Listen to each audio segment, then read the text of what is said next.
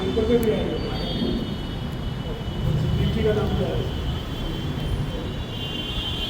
सबको चाहे हमारे सामने सभी बड़े लोग हैं जिनको मैं जानता हूँ, उन सबको प्रणाम करता हूँ। हमने आज़ादी के सपने तो नहीं बुने, जो बुजुर्ग के बड़े थे उन्होंने आज़ादी के सपने बुने, उन्होंने आज़ादी को अपने आंखों से देखा और आज़ादी को जिया। हम जिस उम्र में पैदा हुए वहाँ टायर देखा हमने, बैलगाड़ी देखी हमने, बड़े बड़े खेत देखे हमने, फैक्ट्रियाँ थोड़ी देखी, लेकिन आज जो हम देख रहे हैं यशस्वी प्रधानमंत्री नरेंद्र मोदी जी के नेतृत्व में, वो देख रहे हैं सनातन परंपरा को जीते हुए हमने देखा, विश्व में भारत का नाम होते हुए देखा और गर्व महसूस होता है। आज का ये जो हम सब इकट्ठा हुए हैं कि आज के दिन मेरे को 8 तारीख को पत्र प्राप्त हुआ। मैंने छठी मैया फाउंडेशन मैं चलाता हूँ, उसका चेयरमैन हूँ और गुरुजी हैं। गुरुजी के सामने सबसे पहले मैंने छठ की बात रखी थी सावरकर शाखा में, तो मैं आज सावरकर शाखा के सभी साथियों को भी धन्यवाद दूंगा कि हम लोग की मेहनत का प्रतिफल है कि छठ को यूनेस्को में नामित किया गया, जाना तय हुआ है और सरकार उसकी पहल कर रही है और उसका श्रेय हम जैसे तुच्छ बालक, छोटे से बालक जो छोटा कर है उसको इस सरकार ने दिया, जहाँ बड़े बड़े लोग हैं। तो आज ये प्राप्त जो मन है, भाव है और साक्षात गणेश जी हैं, परशुराम जी हैं, सभी देवी देवता हैं, तो ये ऐतिहासिक पल है कि हम सब लोग इस पल के साक्षी हैं। और मैं 1 मिनट तो बोल सकता हूँ। देखिए, रामराज के मूल में हमारी छठी मैया है। छठी मैया मतलब प्रकृति, जिस प्रकृति ने हमें जन्म दिया।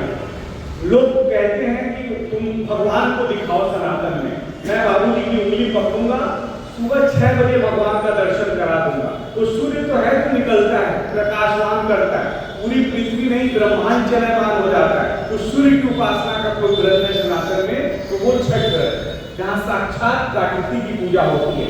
लोगों ने कहा कि छठ को यूनेस्को में आना चाहिए, शामिल होना चाहिए। मैं उल्टा कह रहा हूँ कि पूरे विश्व की आज जरूरत छठी माई।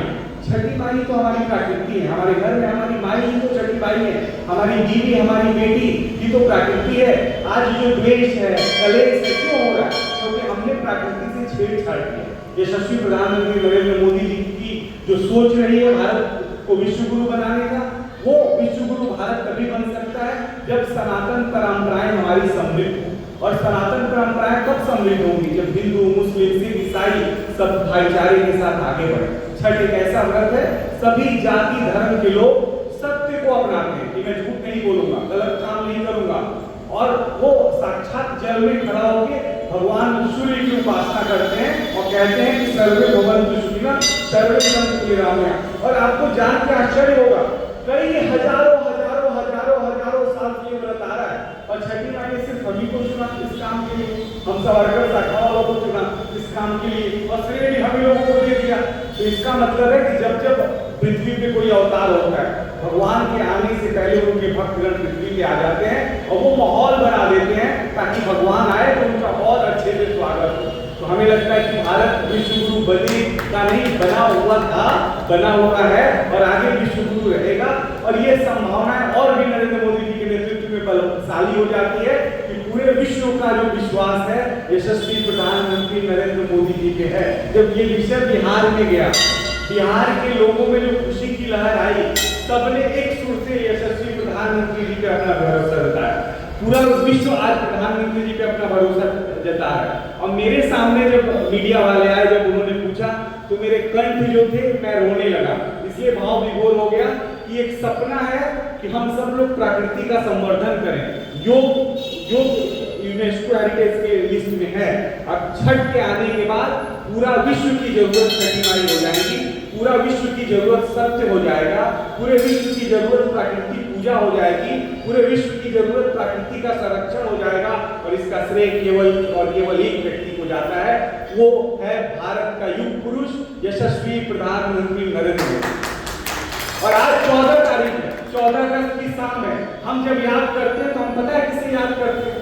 कितने लोग मर गए, वो हिंदू थे या मुसलमान थे, मानवता मरी, बंटवारा हुआ, कितने लोगों का घर बिछड़ गया, कितने लोगों की जगह यहाँ से वहां हो गई, पता ही नहीं चला उनका माँ कहाँ है, बाप कहाँ है, पिता कहाँ है, मैंने नहीं देखा है। मैंने बाबूजी जैसे लोगों से कहानियां सुनी है कि इतना विभत्स स्वरूप था।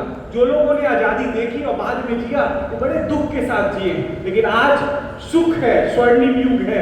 भारत के पास यशस्वी प्रधानमंत्री नरेंद्र मोदी है जो सपना बुनता भी है, सपना देखता भी है और दिन में सपने को पूरा करने के लिए निकल पड़ता है। तो बिहार के लोगों के लिए नहीं, पूरे विश्व बंधुता के लिए ये खुशी की बात है कि हमारी छठ यूनेस्को के अमृत धरोहर में शामिल होगी और हम सब लोग ईश्वर को साक्षी मान के, भगवान साक्षात सूर्य को साक्षी मान के, सत्य को धारण करके पूरे विश्व की प्रकृति की संरक्षण करेंगे, उनकी प्रकृति की पूजा करेंगे और विश्व को बताएंगे कि नारायण कहीं बसता है तो वो भारत में बसता है। ईश्वर तुम्हें ढूंढना है, देखना है तो मेरे साथ चलो, मैं तुम्हें उंगली पकड़ा के सुबह 6 बजे ईश्वर को दिखाता हूँ। उसके प्रकाश के बगैर न धरती चल सकती है, न ब्रह्मांड चल सकता है, न हम नर हो, नारी हो, कोई भी जीव जंतु हो, कोई भी कर्म क्रिया नहीं कर सकते। तो जो सबका पालनहार है, जो सबकी संरचना करता है, जिससे सबकी सृष्टि चलती है और उस सृष्टि के बारे में कोई नेतृत्व कर रहा है,